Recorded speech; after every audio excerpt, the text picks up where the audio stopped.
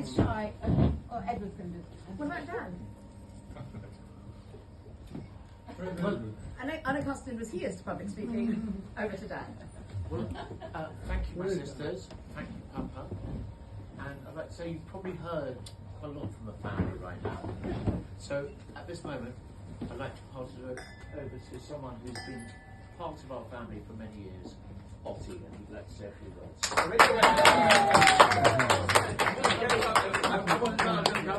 Anyway, thank you, Rob. It's very kind of you. Public speaking is not really my forte, but it's just the most incredible birthday party and celebration of your wonderful life and the most incredible times from 4, 5, 6, 7, the list goes on for 45 years, and you've been rich in my life and everyone here in life hugely, and I love you very much. Brilliant. Well said, Ot!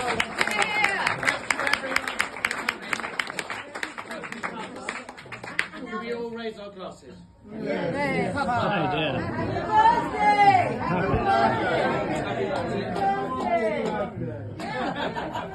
And now Edward would like to say a few words.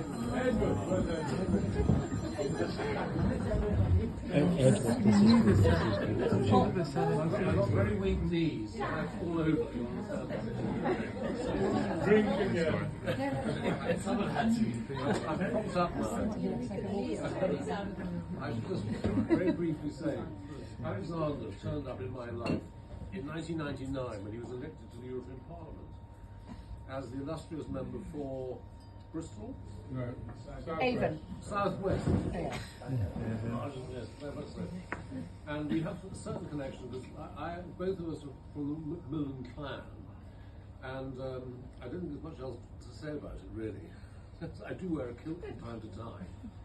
On one famous occasion, Alexander actually gave me his father's truths in the Macmillan tartan. And he and I were going to go to the London Flower Show, and on the opening day, and wearing black ties, I remember. We met at a pub beforehand, and I found Alexander wearing a Macmillan waistcoat, and I was wearing Macmillan trews.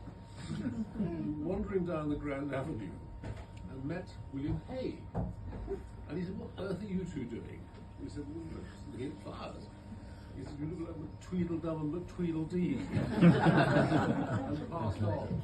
But I did actually, on another occasion, I was enlightened by the picture in the Oxford Union of your grandfather gazing down at me. A point of inspiration was I was actually opposed by Daniel Hannan, who's someone going known as a Eurosceptic. I'm a strong pro-European and remain so. And Daniel Hannan had not turned up. So it was a slightly flat debate.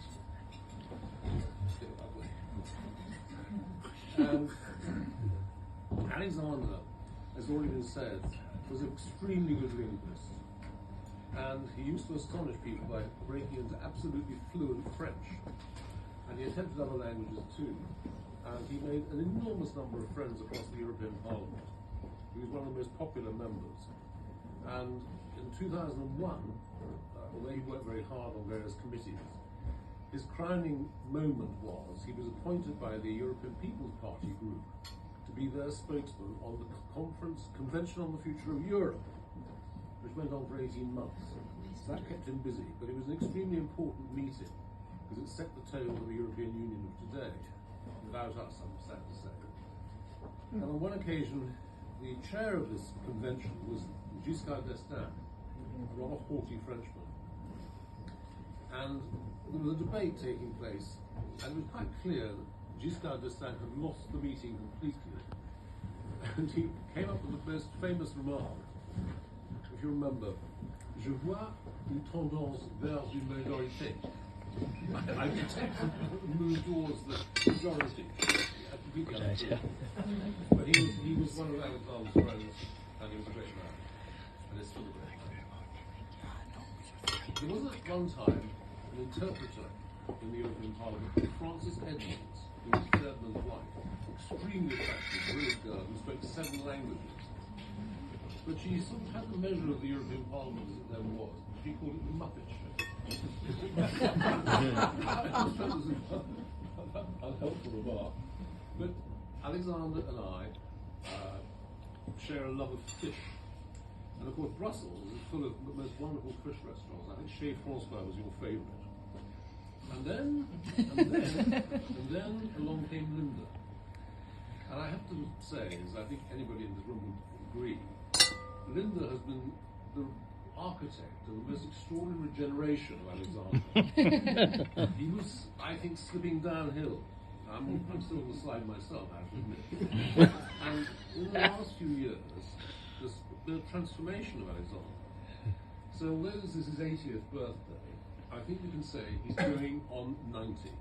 Happy birthday, Alexander. Yeah, very good idea.